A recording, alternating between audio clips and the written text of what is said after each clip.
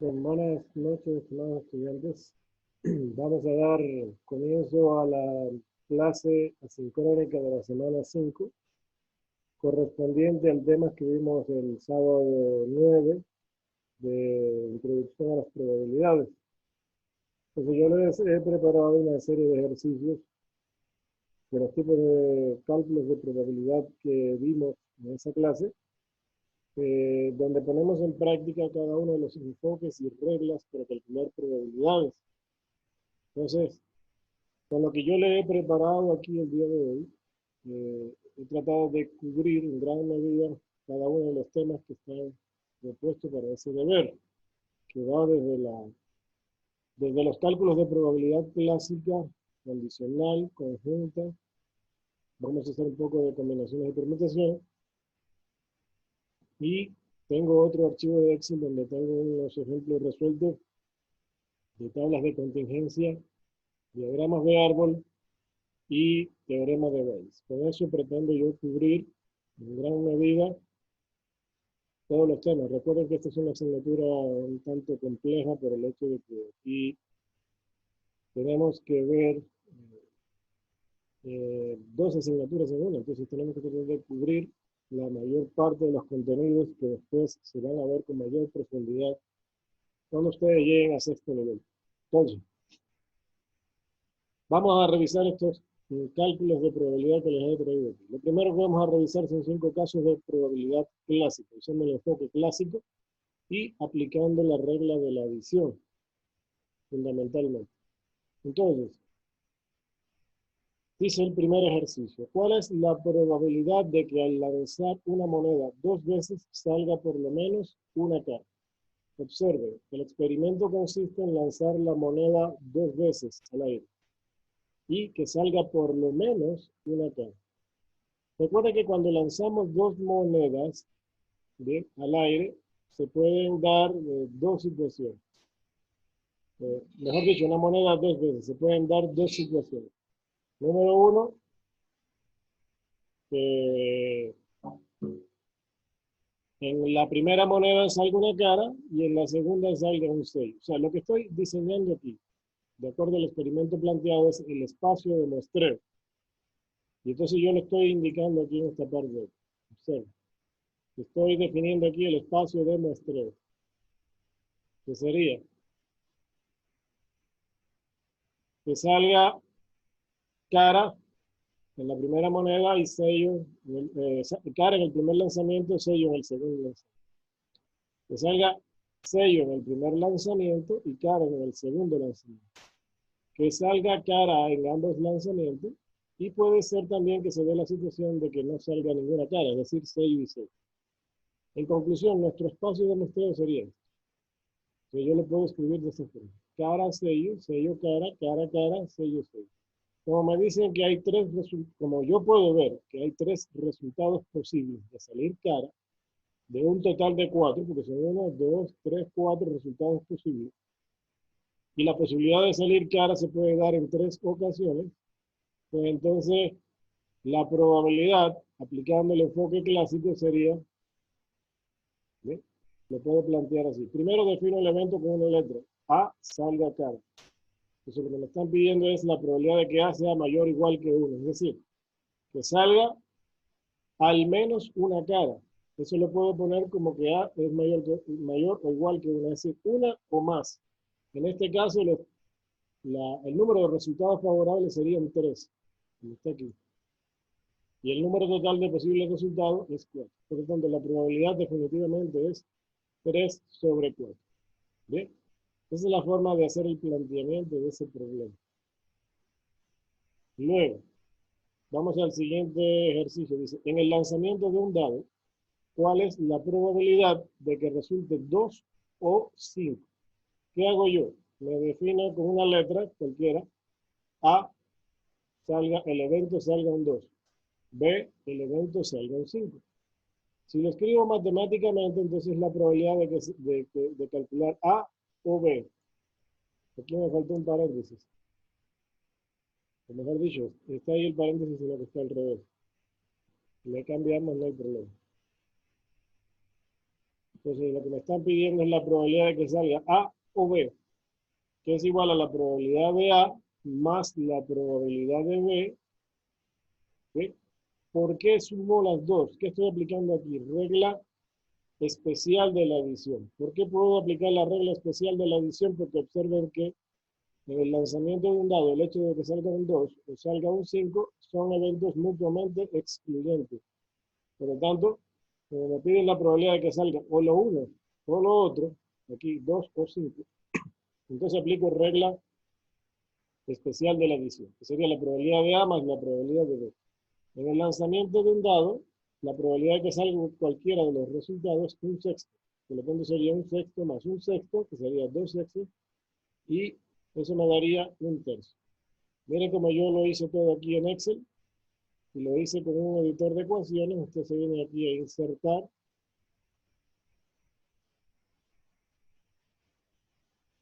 Se viene acá a ecuación e inserta una ecuación.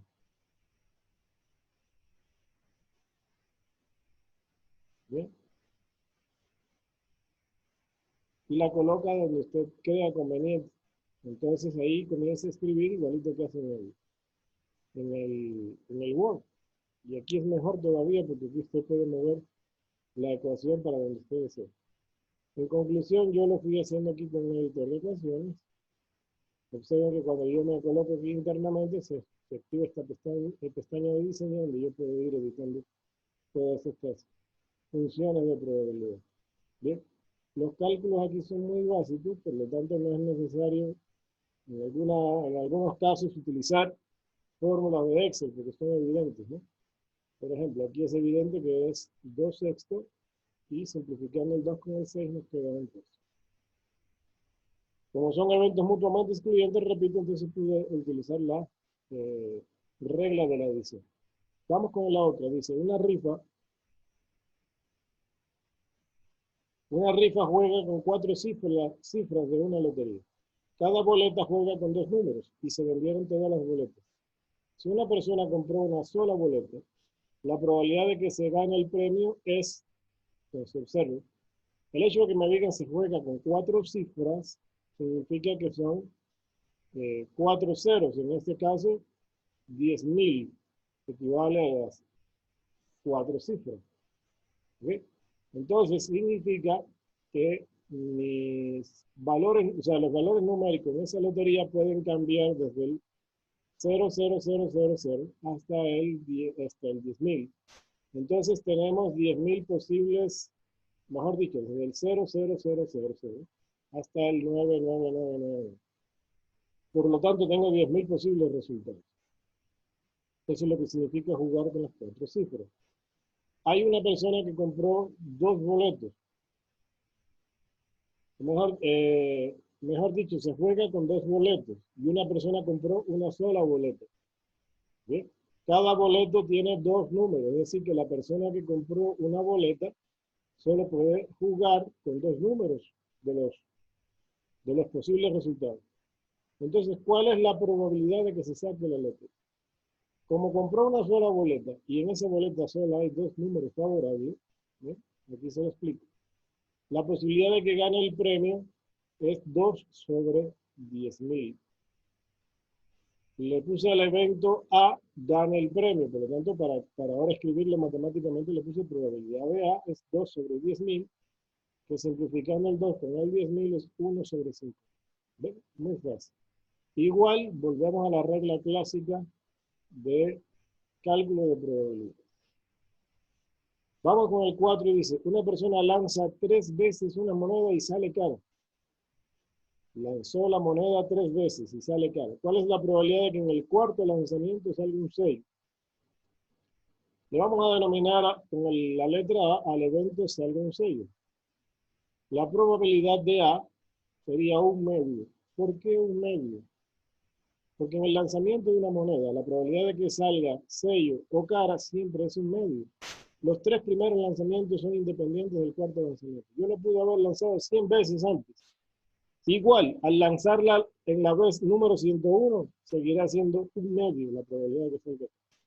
En conclusión, esto de aquí no determina para lo que va a ocurrir en el cuarto lanzamiento, porque los lanzamientos son independientes. Por lo tanto, la probabilidad de que en el cuarto lanzamiento salga sello sigue siendo un medio. Igual que en el primero, igual que en el segundo, e igual que en el tercero. Es muy fácil. Pero esto puede traer confusiones. Esto a veces es lo que le trae confusiones a los estudiantes. Hay que saber interpretar el ejercicio. Y el quinto dice, se lanza un dado y se obtiene un 2. Se lanza un dado y se obtiene un 2. ¿Cuál es la probabilidad de que en un segundo lanzamiento se obtenga un número que sumado con 2 sea inferior a 6? ¿Qué fue lo que yo hice? Analicé cuáles son las probabilidades de que al salir un número que sumado con 2 sea inferior a 6. Las posibilidades son las siguientes. 2 más 1 es igual a 3. 2 más 2 es igual a 4. 2 más 3 es igual a 5. Estas son las combinaciones que se pueden dar en el hecho de que números sumados con 2 sean un número inferior a 6.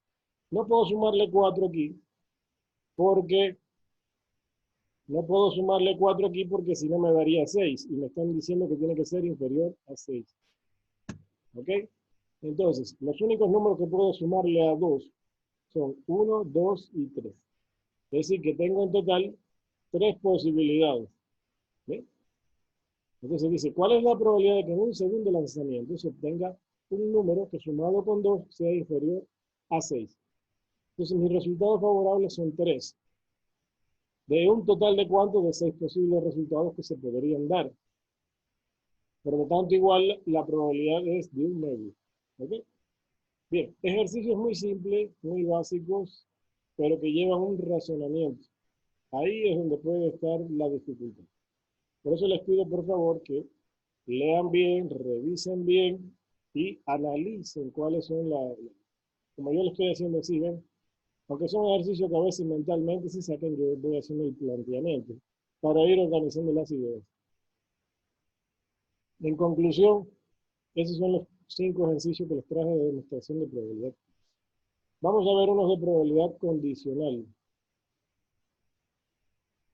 Entonces, todos estos que les traje aquí de ejemplo ya resueltos son de probabilidad condicional. Dice, hallar la probabilidad de que en un solo lanzamiento de un dado resulte un número menor que 4, sabiendo que resultó un número impar.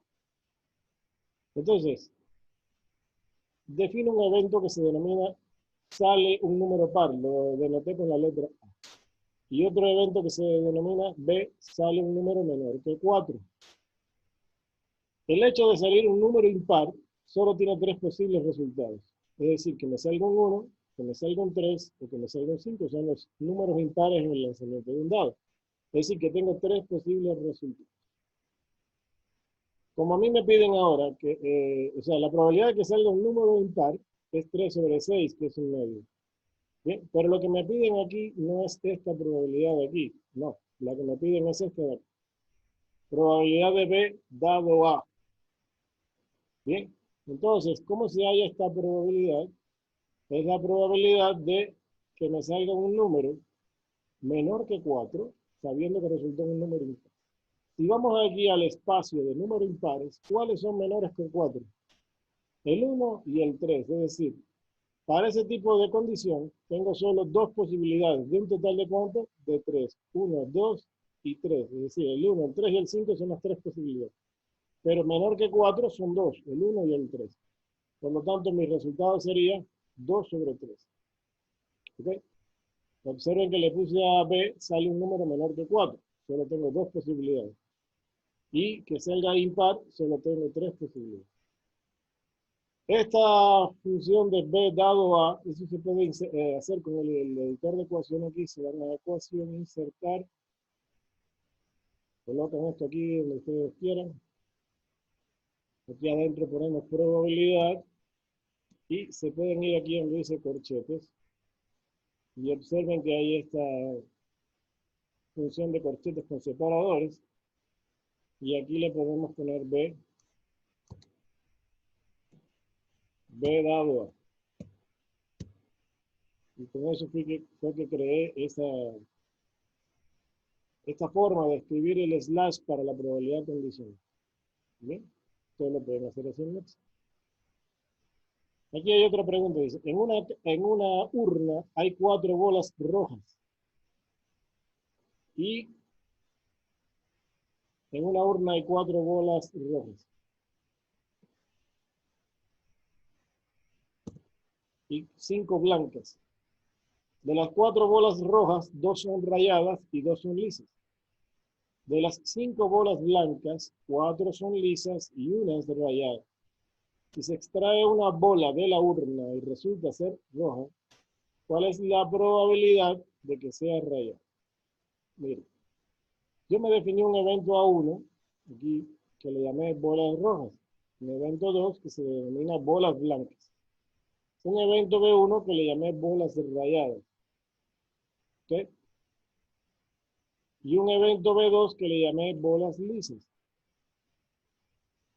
Entonces, ¿qué es lo que me piden aquí? Si se extrae una bola, además de eso tengo otras probabilidades que ya las vamos a definir aquí, que son las condicionales. Dice, de las 4 bolas rojas, 2 son rayadas. Entonces, como bolas rojas le llamé A1, ¿bien? Y a las bolas blancas le llamé A2 y a las rayadas le llamé B1. Entonces fíjense que yo fui creando varias probabilidades condicionales aquí. ¿Bien? Miren esta probabilidad condicional. B1 dado a 1. ¿Qué significa esto?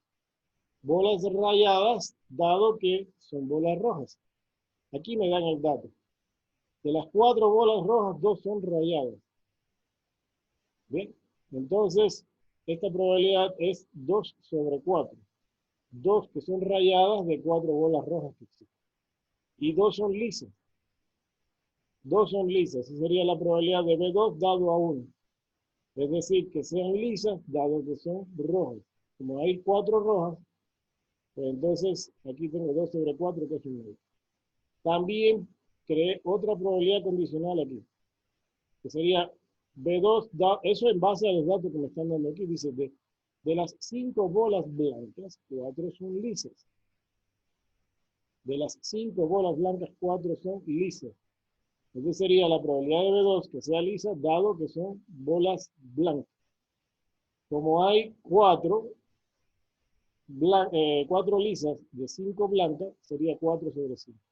Y la probabilidad de B1 dado a 2, que es bolas rayadas, dado que son blancas, sería 1 sobre 5. Ese dato, todos los datos están ahí en el problema. Sino que le dan, en este caso, todos los datos para tratar de confundir. ¿Sí? Pero si uno lo interpreta correctamente, no tiene por qué confundirse. Me están pidiendo, si se extrae una bola de la urna y resulta ser roja, ¿cuál es la probabilidad de que sea rayada? Entonces me están pidiendo la probabilidad de que sea rayada, dado que resultó roja. Entonces sería B1 dado A1. Sería esta probabilidad que está aquí. La marqué en rojo porque esa es la respuesta correcta. B1 dado A1. Y nos da un medio. El tercer ejercicio dice lo siguiente. En un pueblo hay 100 jóvenes, de los cuales 40 son hombres. En un pueblo hay 100 jóvenes, de los cuales 40 que son hombres juegan al tenis. 35 que son chicas juegan al tenis. El total de chicas en el pueblo es de 45. Si se elige a un joven al azar de esa localidad y se sabe que juega al tenis, ¿cuál es la probabilidad de que sea mujer? Entonces, hice lo mismo aquí, para ir organizando los eventos. A1, hombres. A2, mujeres. B1, juegan tenis. B2, no juegan tenis. A pesar de que no me piden nada con respecto a los que no juegan, igual lo pongo, solamente para organizar las ideas de ellos. Entonces, dice que se elige a un joven al azar y se sabe que juega tenis. Ya se sabe que juega tenis. Entonces, ¿cuál es la probabilidad de que sea mujer? Entonces, lo que me están pidiendo es la probabilidad de A2, dado que juega el tenis. A2 dado B1. ¿Bien? Entonces, eh, entonces lo que me están pidiendo aquí es la probabilidad de que A2 dado B1, que ya lo tengo puesto aquí. Sin embargo, yo saqué otros datos del problema. B1 dado A1, es decir, juegan tenis, dado que son hombres. Sería 40 de 65. ¿De dónde me saqué el 65? Tomando en cuenta que en total hay 45 mujeres. Por lo tanto, si hay 100 personas, las restantes son 65, porque 65 más 45 son 100. Entonces, hay 65 hombres. Eso también se extrae de los datos del problema. Igual calculé la probabilidad de que uno dado a uno. Sin embargo, ninguna de estas dos es lo que me están preguntando aquí. La respuesta de lo que están preguntando aquí es la probabilidad de A2 dado B1. ¿Bien? Es decir, que sea mujer, dado que resultó que juega al tenis. ¿Cuántos juegan al tenis? ¿Cuántos juegan al tenis? 35 mujeres juegan al tenis y 40 hombres juegan al tenis. Así que la condicionalidad de que jueguen tenis es de 75 en total, entre hombres y mujeres. Sin embargo, hay 35 mujeres que juegan al tenis, por lo tanto sería 35 sobre 75. Probabilidad de A2 dado B1. Es una probabilidad condicional. Tiene que suceder primero el hecho de que juegue tenis para saber si era hombre o mujer. ¿Sí? Entonces, de esa forma se puede manejar esa probabilidad. Y ahí está la respuesta correcta. La cuarta tiene que ver con una tabla de contingencia. Lo que ustedes están viendo aquí es una tabla de contingencia. Recuerden, una tabla de contingencia, y lo pueden consultar en el libro, es una tabulación cruzada en la que por fila se colocan dos características perfectamente identificables en el problema y las otras dos o más se colocan por columnas. ¿Ok? Se colocan los valores registrados en cada categoría y se suman los totales, tanto por filas como por columnas. Esto que tienen aquí abajo son los totales por columna. Estos dos, 47 y 73 son los totales por columna. Y esto de aquí, 92 y 28, son los totales por fila. Y 120 es el total de personas que participan en el muestreo. Entonces, dice, se realiza una encuesta a 120 personas preguntando si les gusta leer y ver la televisión. Los resultados se muestran en la siguiente tabla de contingencia. ¿Cuál es la probabilidad de que le guste leer, dado que le gusta ver televisión? Entonces, lo que me están pidiendo es probabilidad de que le guste leer. Yo le llamé leer aquí a 1 y a 2 le puse como que no lee. A esta columna ven televisión le identifiqué como el evento B1 y no ven televisión, que es esta columna, le identifiqué como el evento B2. Me están pidiendo entonces la probabilidad de que le guste leer, es decir, a 1, ¿bien? Dado que se conoce que le gusta la televisión, es decir, dado B1. En conclusión, me están pidiendo la probabilidad de que ocurra A1, dado que primero ocurre B1. Entonces, si yo me voy aquí, recuerden que esto es A1, y me voy por esta fila hasta lo que les gusta ver televisión. Entonces dice que le gusta leer, hay 32, dado que le gusta ver televisión. Primero tiene que ocurrir esto, de que le gusta ver televisión. Y en total hay 47 que le gusta ver televisión.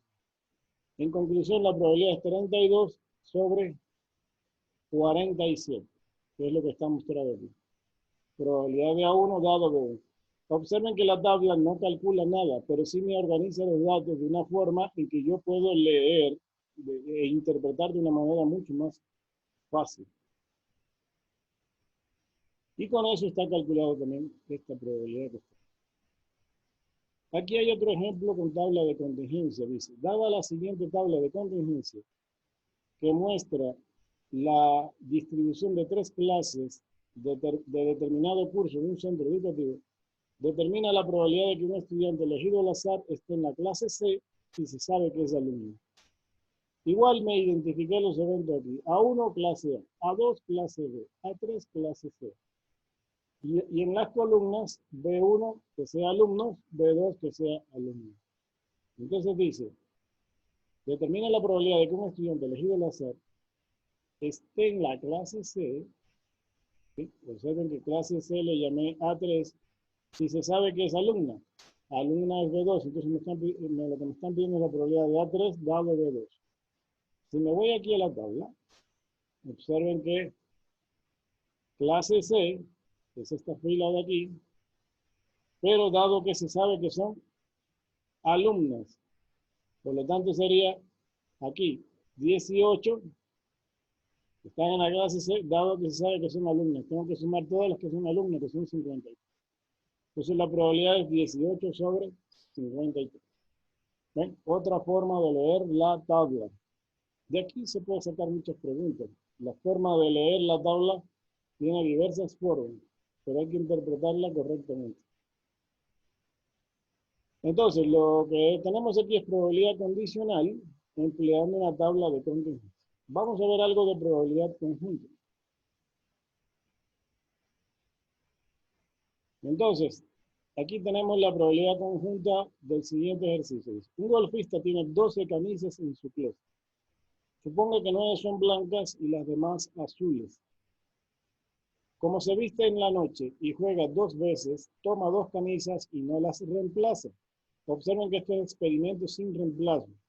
Cuando hay experimentos sin reemplazo, las probabilidades cambian y están condicionados a lo que primero suceda. Por lo tanto, se da un tipo de probabilidad aquí que se denomina probabilidad condicional, que ustedes ya lo conocen. Entonces, tiene 12 camisas, 9 son blancas y las demás son azules. Como se viste en la noche, juega 2 veces, toma 2 camisas y no las reemplaza. Es decir, saca una del closet y después mete la mano sin mirar y saca una segunda camisa. Dice, ¿cuál es la probabilidad de que las 2 camisas elegidas sean blancas?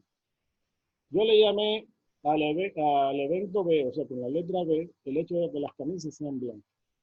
Con la letra A, que sean azules. Por lo tanto, si B es blanca, lo que hice fue, le llamé B1 al hecho de que la primera camisa elegida sea blanca.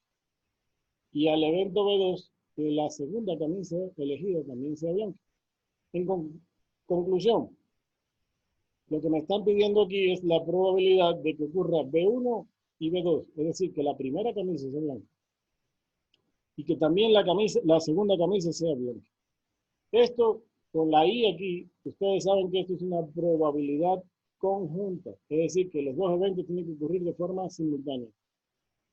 Pero los eventos no son independientes, son dependientes, porque la probabilidad de que la segunda camisa sea blanca va a depender de si la primera fue blanca o si la primera fue azul. Eso lo vimos en clase. Entonces, ¿qué ocurre? Que hay una condición de lo que primero suceda en el caso de la segunda camisa. Fíjense que los totales van cambiando, porque si la primera que salió fue azul, entonces yo todavía tengo mis 9 camisas blancas, pero no tengo un total de 12, sino de 11, porque una camisa ya salió. Es decir, las probabilidades van cambiando porque son experimentos sin reemplazo. En conclusión, esto es una probabilidad conjunta que para resolverlo hay que aplicar la regla general de la multiplicación. La regla general de la multiplicación dice que la probabilidad de B1 y B2 es la probabilidad de B1 por la probabilidad de B2 dado B1. La probabilidad de B1 es que la primera camisa sea blanca. Como en el closet tengo 9 camisas blancas, y un total de 12 sería 9 sobre 12.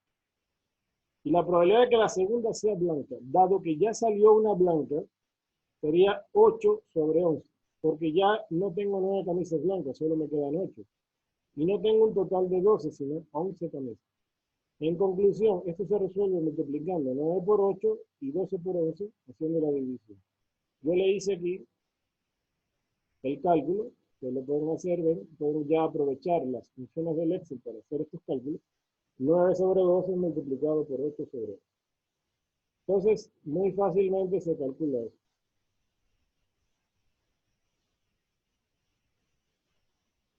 Bien, seguimos entonces. Aquí me dice, un estudiante toma 2 cursos, historia y matemáticas. La probabilidad de que pase el curso de historia es de 0.60 y de que apruebe matemáticas es de 0.70.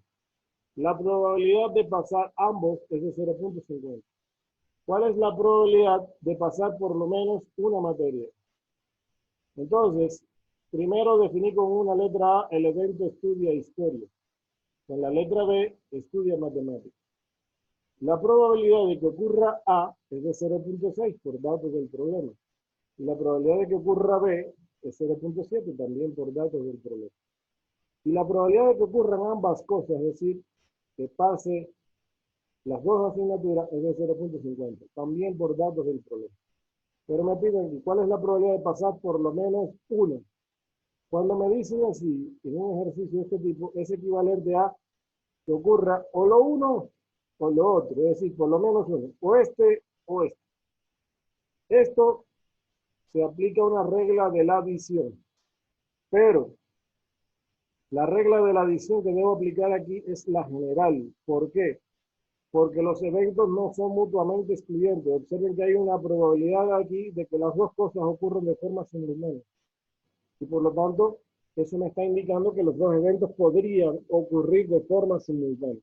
De hecho, si yo sumara, y aquí eso tiene que tenerlo claro, si yo no hiciera esto y sumara solo la probabilidad de A más la probabilidad de B, observen que esto me daría 1,3 y habría un error grave aquí, porque una probabilidad nunca puede ser mayor que 1. En eso tiene que tener un poco de cuidado, porque si alguien interpreta esto como que tiene que aplicar la regla especial de la adición y solo me suma la probabilidad de A más la probabilidad de B, le quedaría 1.3, lo cual no es posible, porque una probabilidad nunca puede ser mayor que 1. ¿Y por qué está ocurriendo eso?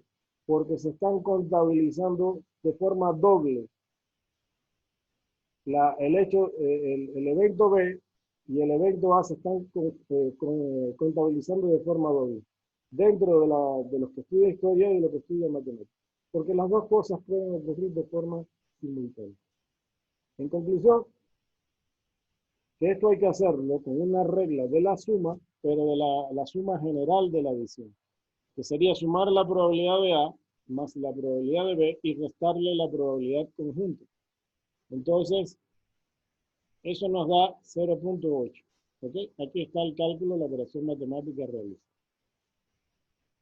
Y, por último, de esta parte de probabilidad conjunta, me dice, la junta directiva de una empresa está formada por 8 hombres y 4 mujeres. Se selecciona un comité de 4 miembros de forma aleatoria para recomendar al nuevo presidente de la compañía. ¿Cuál es la probabilidad de que los 4 miembros sean hombres?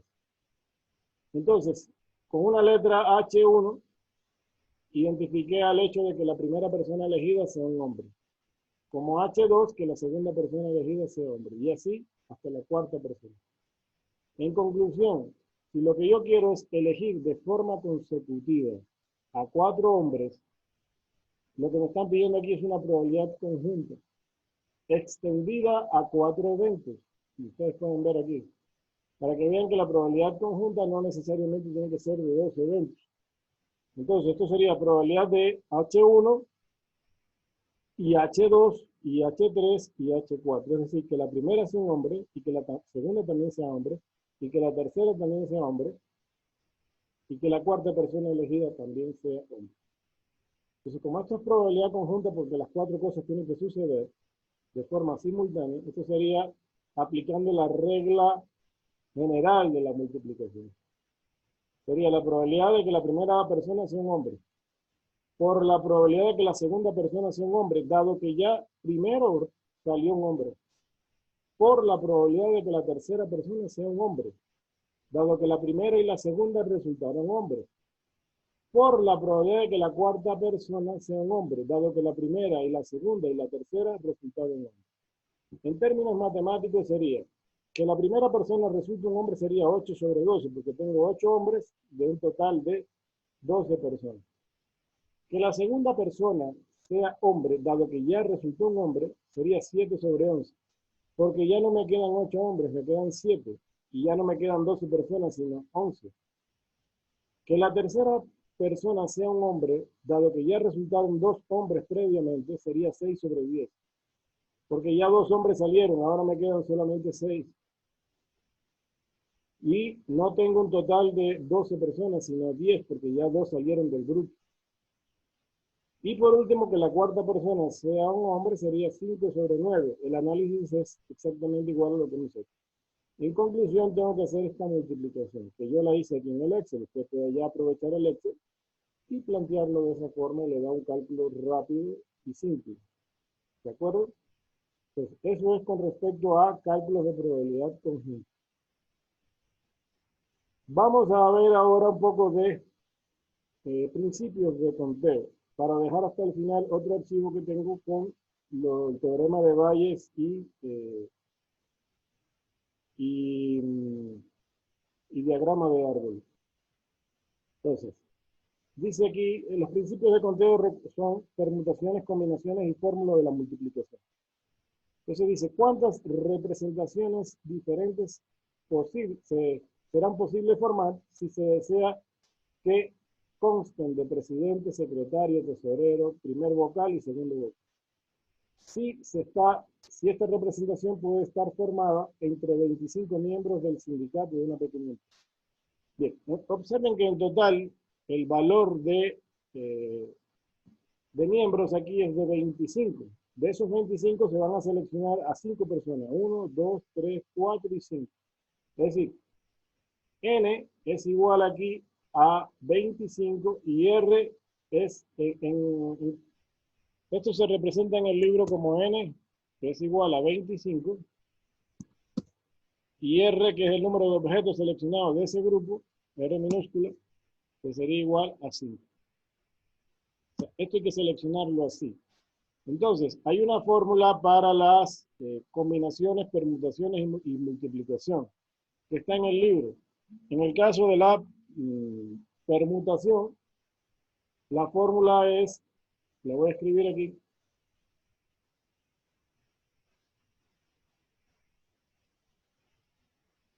vamos a coger aquí un índice. En la fórmula de las permutaciones, yo necesito hacer la combinación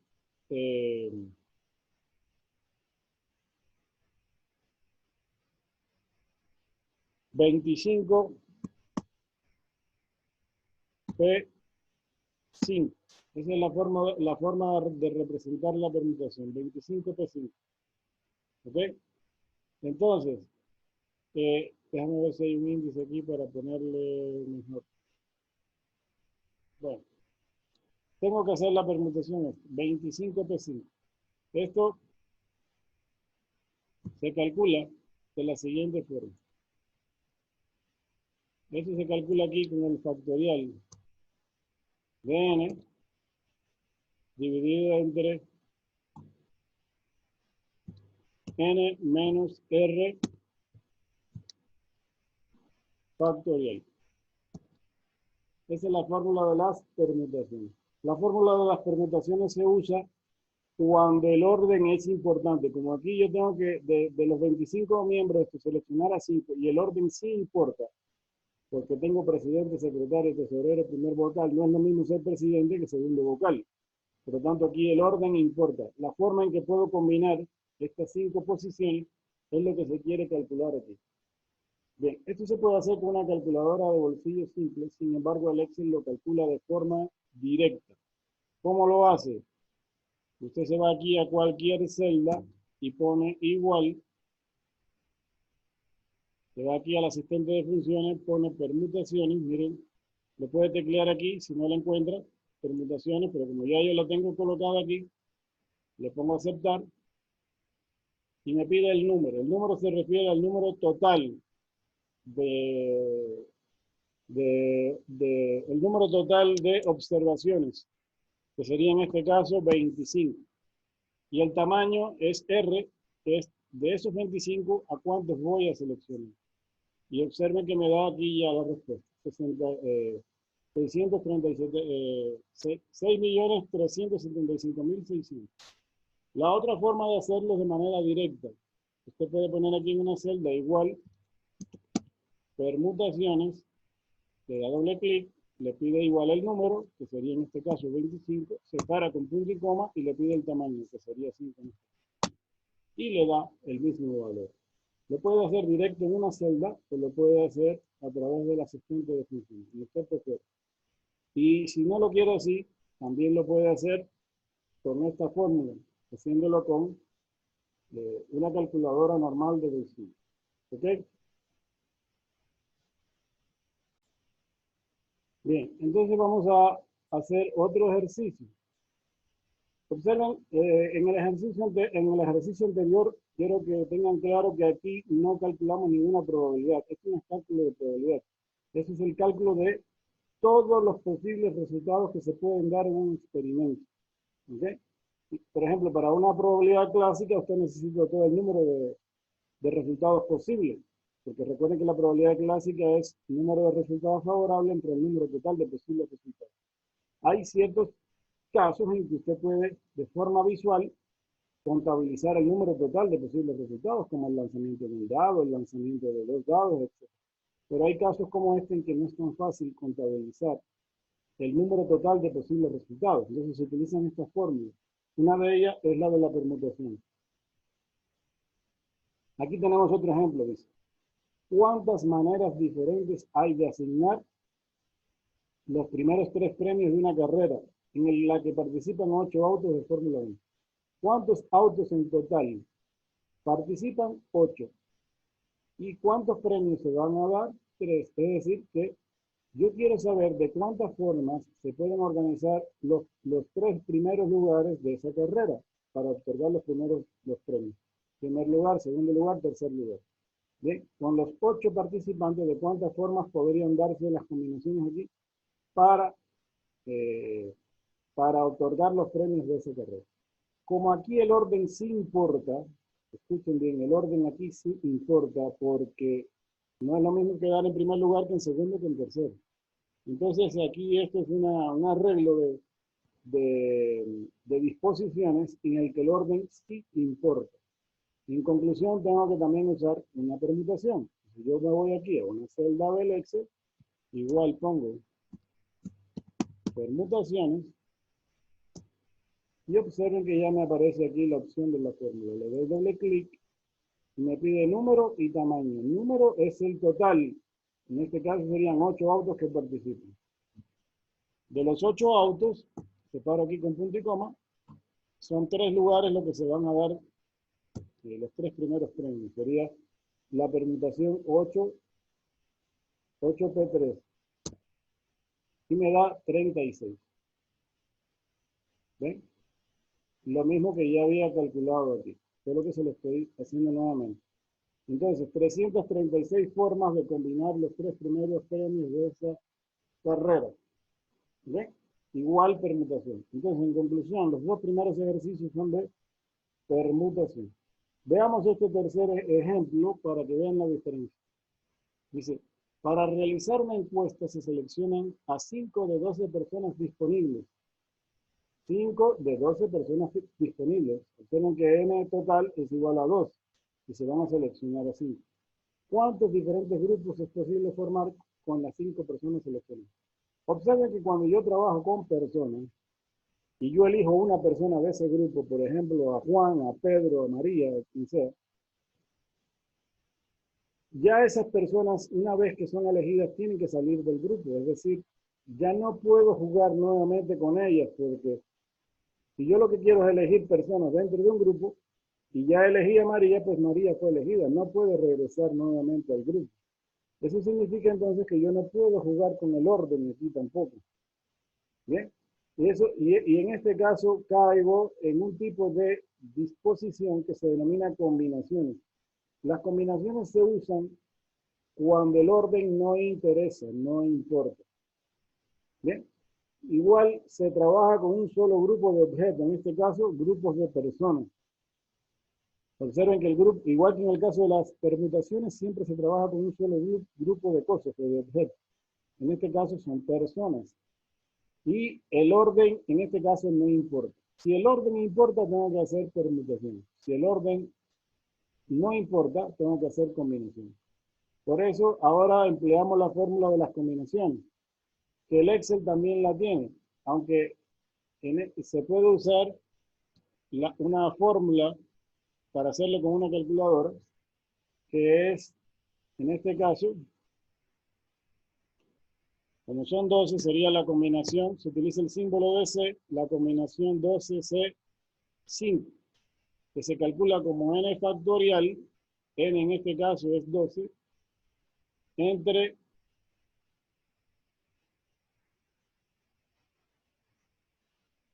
R por n menos R factorial. Esta es la fórmula de las combinaciones.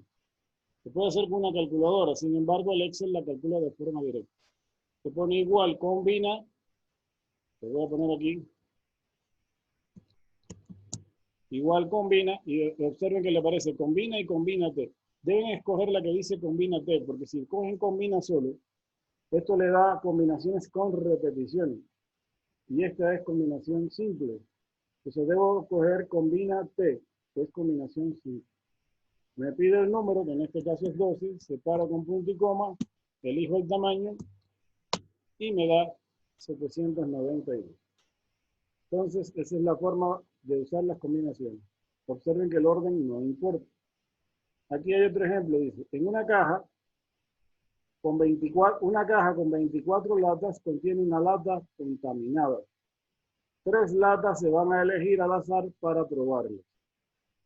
Igual, yo tengo un conjunto de 24 latas y voy a escoger 3 latas al azar para probarlas a ver si ahí está la contaminada. Igual el orden no importa porque como todas las latas son iguales, no hago nada con jugar aquí con el orden. Entonces tengo que hacer también una combinación. La combinación sería la combinación 24C3. ¿Bien? Es una combinación de tamaño de total 24, número 24, con tamaño elegido 3. Y me da 2024. Observen la diferencia entre lo que es una combinación y una permutación. Los dos primeros son de permutación, los dos segundos son de combinación. Y ahora les traigo aquí dos que están interesantes, que no son ni de combinación ni de permutación. Para resolver esto hay que aplicar otra regla que se denomina regla de la multiplicación, que está ahí en el libro. Ustedes la pueden leer también ahí. Dice, la contraseña de una computadora consta de 4 caracteres. Los 4 caracteres pueden ser una de las 26 letras del alfabeto. Cada carácter se puede incluir más de una vez. ¿Sí? Yo puedo poner el carácter tantas veces como yo deseo. ¿Cuántas diferentes contraseñas pueden haber? Entonces, si yo le nombro a esto carácter número 1, carácter número 2, carácter número 3, ¿cuántas formas hay de cambiar el carácter número 1? La regla, esto hay que hacerlo con una regla que se denomina regla de la multiplicación. Lo voy a escribir aquí.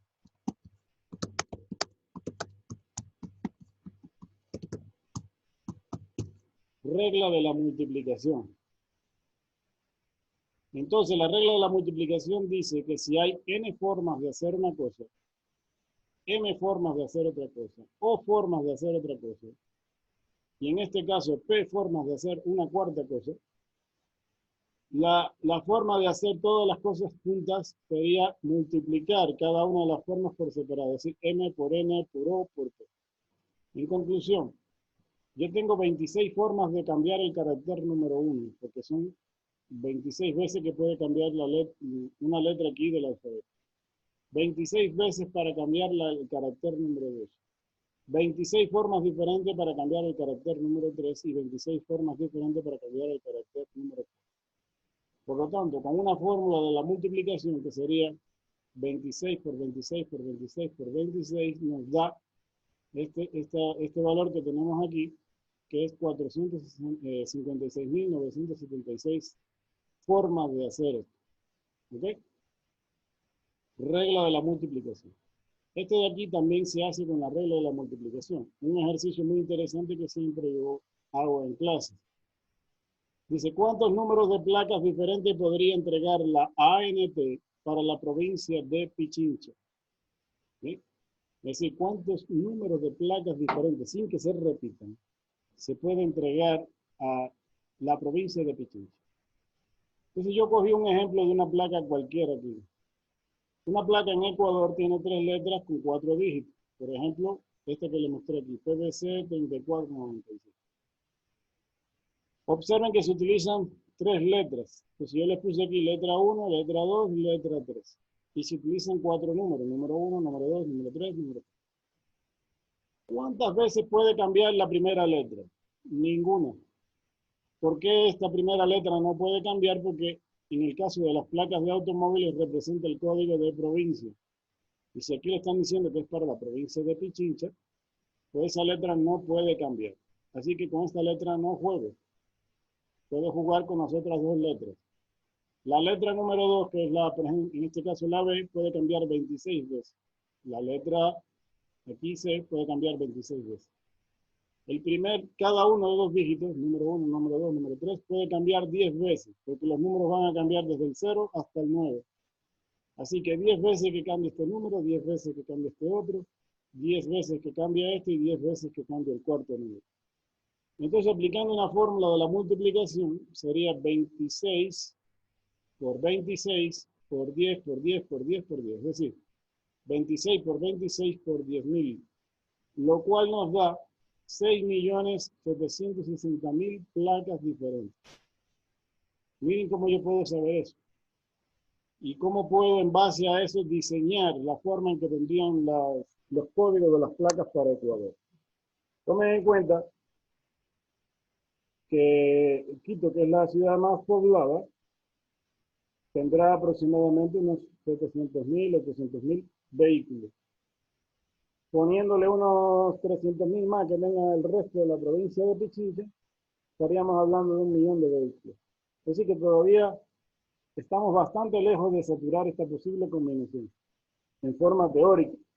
Lógicamente que no es totalmente así porque siempre hay números reservados para ciertas cuestiones como cuerpo diplomático, vehículos de carga, vehículos del gobierno, etc. Pero aún así todavía tenemos una buena cantidad de posibilidades con las cuales jugar sin que se repitan los números de plaza. Entonces, con eso, hasta ahí la primera parte. Voy a compartirle ahora el otro Excel que está aquí. Entonces, observen lo siguiente. Aquí vamos a revisar algo de diagrama de árbol y tabla de contingencia. Aquí me dan un ejercicio que dice, cada vendedor de una empresa recibe una calificación por debajo del promedio, promedio y por encima del promedio, en lo que se refiere a sus habilidades para las ventas. A cada vendedor también se le clasifica por su potencial para progresar, regular, bueno o excelente. La siguiente tabla muestra una clasificación cruzada de estas características de personalidad en 520. Y me dan una tabla de contingencia, como ustedes vieron hace un rato las tablas de contingencia. En esta, aquí por fila se colocan las categorías debajo del promedio, promedio por encima. Por acá regular, bueno y excelente. Y se contabilizan los dos. Esto se denomina tabla de contingencia. Ahora, para mis cálculos en Excel, esta tabla de contingencia está incompleta, porque le faltan los totales por fila y los totales por columna. ¿Qué fue lo que hice yo entonces? Yo me volví a hacer esta tabla aquí en columnas de Excel. ¿Ven? Miren cómo las organicé. Puse por debajo del promedio, promedio, por encima del promedio. A estas categorías que están en fila le denominé con una letra, A1, A2 y A3. Y esto se llama habilidades para la gente. Luego cogí 3 columnas aquí y le puse regular, bueno y excelente, tal y como está aquí. Coloqué los datos tal y como estaban ahí en la tabla. Igualito. Pero al evento regular le llamé B1, al evento bueno le llamé B2 y al evento excelente le llamé B3. ¿Qué es lo que hago aquí? Sacar los totales por fila. Esto se hace con una función suma, bien, y suma todos los elementos aquí de esta fila. Luego que ya lo tengo hecho, arrastro la fórmula hasta aquí y me calcula para las 3 filas. Lo mismo hago por acá, con una función suma, selecciono el rango que sería este de aquí y tengo 154. Arrastro la fórmula para acá y me la repite para las 3 columnas. Y aquí hago el total, que no es otra cosa que la suma de estos totales aquí de columnas, que me da 500. Aquí me decían que son 500 empleados, por lo tanto todo coincide. Ahora sí la tabla de contingencia está completa. Entonces me hacen una pregunta aquí. ¿Qué nombre recibe esta tabla? Tabla de contingencia. Ya está claro. ¿Cuál es la probabilidad de que una persona elegida al azar tenga una habilidad para las ventas con clasificación por encima del promedio y un excelente potencial para progresar? Observen que las dos cosas tienen que ocurrir de forma simultánea, así que tenga calificación por encima del promedio y un excelente potencial para progresar. Entonces lo que me están pidiendo es, de acuerdo a como yo identifiqué los eventos, la probabilidad por encima del promedio, que es A3, y excelente, que sería B3. Entonces me están pidiendo probabilidad de A3 y B3. Es una probabilidad conjunta. Entonces sería la probabilidad de A3 por, esto estoy aplicando aquí regla general de la multiplicación. ¿Por qué? Porque estos eventos no son independientes.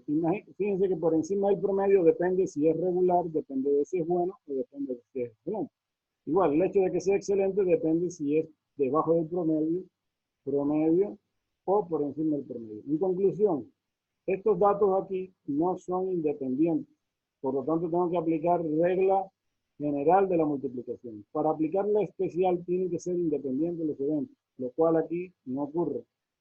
Entonces, esto sería la probabilidad de A3 por la probabilidad de B3 dado A3.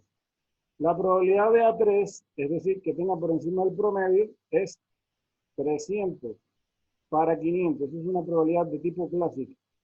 Hay en total 300 o sea, hay 300 resultados favorables y un total de 500.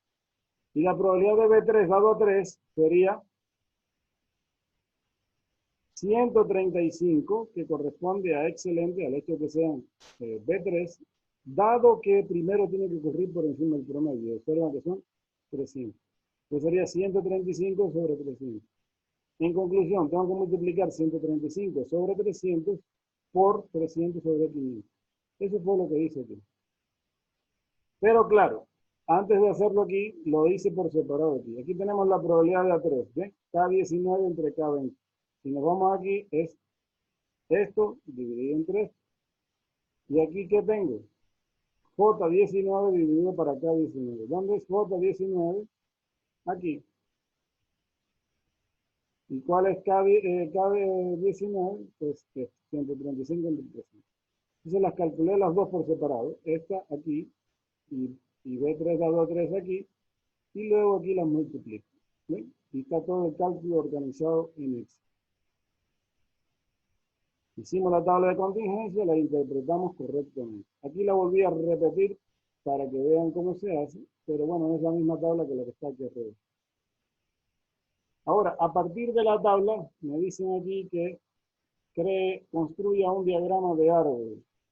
Bien, los diagramas de árbol empiezan con un punto aquí a la izquierda, que significaría la raíz del árbol.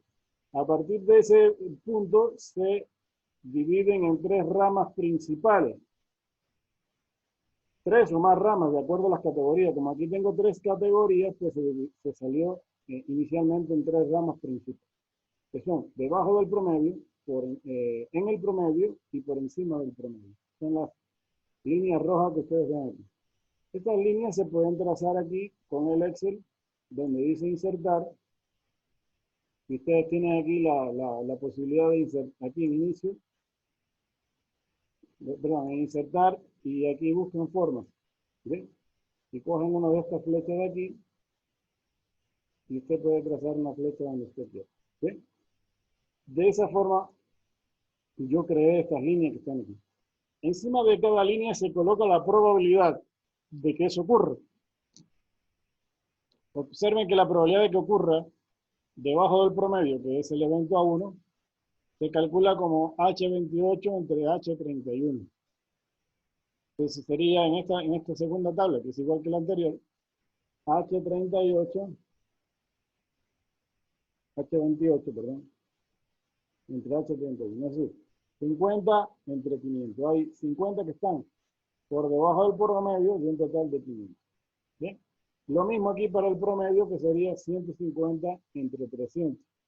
Y por encima del promedio sería 300 entre 500, que ya lo habíamos calculado anteriormente, que nos dio 0.6. Es decir, encima de cada línea le coloco el valor de la probabilidad. Después, a partir de estas ramas principales que están en rojo, salen 3 ramas secundarias de cada una de ellas. ¿Qué significa esta rama secundaria? Que regular, bueno, o sea, la primera de arriba es regular, la segunda es bueno y la tercera excelente. Regular, bueno, excelente. Regular, bueno, excelente.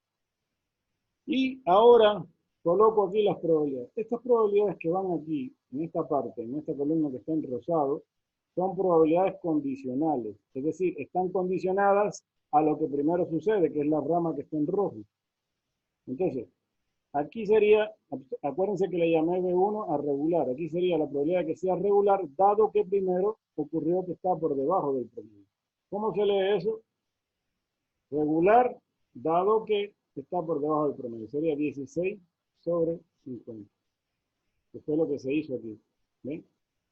Ahí está la fórmula indicada. Ustedes después van a revisar el archivo y pueden ver qué celdas son las que se están dividiendo. Entonces, aquí es bueno, dado que está por debajo del promedio. Y aquí sería excelente, dado que está por debajo del promedio. Lo mismo se repite para cada uno de estos ramos. ¿Okay? Por ejemplo, aquí sería bueno, dado que está en el promedio. Perdón, regular, dado que está en el promedio. Bueno, dado que está en el promedio. Y excelente, dado que está en el promedio. Igual la va leyendo según lo que le están pidiendo. Por ejemplo, aquí sería 45 sobre 150, 60 sobre 50, 45 sobre 150. Que es lo que estamos haciendo aquí en este caso. Aquí hay una cosa interesante que lo que está aquí, observen, en el cálculo aquí, lo que está aquí en el denominador es K17 y lo que está aquí en el numerador es, bueno, aquí está tomado de acá de la K17, que es este de aquí, que son 150. Y lo que está en el numerador aquí es 150, es decir, lo que está en el denominador en este cálculo es lo que está en el numerador de acá. ¿Por qué? Porque estas ramas todas dependen de la primera. Y así se repite para todo esto. Este cálculo aquí se denomina cálculo de probabilidad condicional. Luego, lo que se hace aquí en otra columna es multiplicar esta probabilidad de aquí a 1 por esta de aquí, de 1 dado a 1. A esto se le denomina probabilidad conjunta, aplicando la regla general de la multiplicación. Es decir, esto se multiplica por este valor, este por este valor, este por este valor, y así sucesivamente. Con hacerlo una vez y arrastrar la fórmula, se puede lograr, como yo lo hice aquí. Entonces, a la final, usted tiene que sumar todos estos resultados y tiene que darle 1. Si le da 1, usted ha hecho correctamente el árbol. Y fíjense cómo yo puedo en el Excel crear un diagrama de árbol. ¿Bien? Y no solo crearlo y dibujarlo, sino que también puedo utilizar las celdas para realizar cálculos. Esa es la ventaja que me da el Excel. Yo puedo hacer un diagrama. Ustedes lo pueden hacer más bonito después, porque esto yo lo hice al apuro dentro de una clase. Pero usted se puede dar después tomar todo el tiempo para hacer estos diagramas más bonitos. Cambiarle el grosor a la línea, porque usted le puede cambiar aquí las propiedades, le puede cambiar los colores, le puede cambiar el grosor, eso ya puede usted jugar con eso. ¿Bien? Pero los cálculos están planteados y están hechos. Y por último, para ya terminar, vamos a ver un ejercicio de teorema de Bayes. Bien, el teorema de Bayes es una herramienta que se usa en estadística para calcular probabilidad a posteriori, partiendo de una probabilidad inicial que se le conoce como probabilidad a priori. Todo esto está muy bien explicado en el libro, en el capítulo 5. Entonces, la probabilidad a priori es una probabilidad que se conoce de forma inicial cuando no se disponen de mucha información. Es decir, es una probabilidad inicial basada en cualquier nivel de información que se disponga. Pero después, basado en resultados empíricos, es decir, en observaciones empíricas, se puede obtener una información adicional que permite hacer un recálculo de la probabilidad. ¿Okay? Este teorema de Bayes se le ocurrió primero a un prehistoriano inglés que él se le ocurrió la idea de crear una fórmula que le permitiera probar si es verdad que existía o no existía Dios. Él quiso hacer la fórmula, probar esa teoría. Sin embargo, él no le pudo dar la forma matemática a esa ecuación.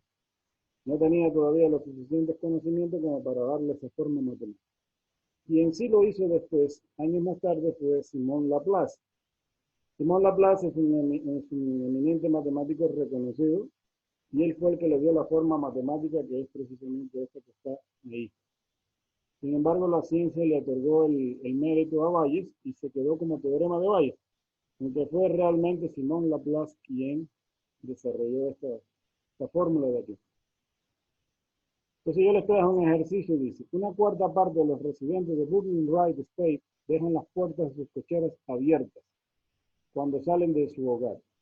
El jefe de la policía de la localidad calcula que a 5% de las cocheras le robarán algo, pero solo al 1% de las cocheras con puertas cerradas les roban algo.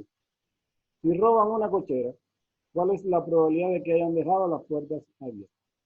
Bien, lo primero que nosotros hacemos aquí en un ejercicio de este tipo, en el libro hay un ejercicio desarrollado muy bien, está en el capítulo 5 que ustedes lo pueden revisar. Yo le escogí otro, estos estaban dentro de los ejercicios propuestos. Entonces, le llamé A1 al evento dejan las puertas abiertas. Le llamé A2 al evento dejan las puertas cerradas. La probabilidad de que ocurra A1 es del 25%. ¿De dónde salió este 25%? De aquí me dicen que una cuarta parte de los residentes. Si es la cuarta parte, entonces 0,25 es un cuarto. Por lo tanto, la probabilidad de que dejen las puertas cerradas es 0,75, que son las otras 3/4 partes, 0,75. Después, hay otra condición aquí que es el hecho de que roban o no roban. Entonces yo definí con el evento B1, roban algo. Y con el evento B2, no roban. Hay un dato aquí que dice que el jefe de la policía calcula que el 5% de todas las cocheras les roban algo. Dice, pero solo al 1% de las cocheras con puertas cerradas. Ojo, 1% de las cocheras con puertas cerradas les roban algo. Es decir, esto es una probabilidad de tipo condicional. Roban dado que deja las puertas cerradas. Entonces, como a B1 le llamé de roban y a puerta cerrada le llamé A2, entonces aquí tengo la probabilidad que me dan de datos. B1 dado a 2, que es del 0,01, es decir, del 1%. Pero como en total hay 5% de robos, el hecho de que roben, dado que dejan las puertas abiertas, es de 0,04, porque la suma de estas dos cosas tiene que dar 5%. 0,04 más 0,01. Conclusión, ya tengo estos datos aquí. Ahora observen que me dan una información adicional y la tengo marcada aquí en rojo, porque este es el detalle que me dice a mí que esto debo hacerlo por teorema de Bayes. Dice, si roban una cochera, es decir, se sabe que robaron, ya no hay la posibilidad de que tal vez roben o no roben, no, ya se sabe que robaron. Entonces, a esto se le denomina información adicional. Información adicional. Entonces, dice, ¿cuál es la probabilidad de que hayan dejado las puertas abiertas? Puertas abiertas lo definí como el evento A1, entonces sería la probabilidad de A1, dado que robaron, que le llamé B1. Entonces el teorema de Bayes dice que esto se calcula como la probabilidad de A1, aquí en el ejercicio esta fórmula está como probabilidad de A sub I por la probabilidad de B1 dado A sub I entre la probabilidad de A1 por la probabilidad de B1 dado A1 más la probabilidad de A2 por la probabilidad de B1 dado a 2. El subíndice I que aparece en la fórmula del libro aquí puede tomar el valor de 1 o de 2. En este caso toma el valor de 1 porque corresponde al evento que yo definí como A sub 1. Entonces sería la probabilidad de A sub 1 por la probabilidad de B, dado que primero ocurrió A sub 1. Esto que está aquí en el numerador se vuelve a repetir aquí abajo en la primera parte del denominador. Y se le suma la probabilidad de que ocurra el otro evento, que sería puerta cerrada, por la probabilidad de que roben, dado que dejan las puertas cerradas.